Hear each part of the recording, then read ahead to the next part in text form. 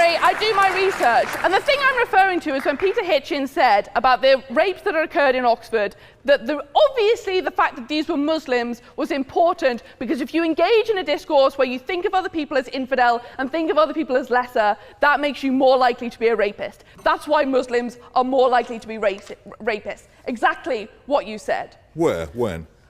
2013. Look it up. You wrote it. Google it. I didn't. Right. Okay. You got the wrong the person. problem is that this is. I mean, obviously, I did my research before the rape. That's just moronic to say that I didn't. Check it yourself. You should remember what you write, especially when it's that offensive.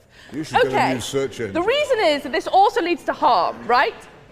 The reason why this discourse is so instrumental in perpetuating violence is obvious. Because apartheid doesn't make any sense if people aren't engaged in a discourse of racism. It would collapse under its own ridiculousness. It has to be buttressed by that discourse.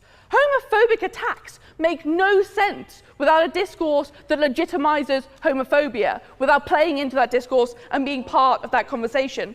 Transphobic attacks make and all of the trans women and trans men who die in this country and other countries makes no sense without the discourse that Brendan O'Neill specifically perpetuates when he refuses to recognise their chosen gender identity.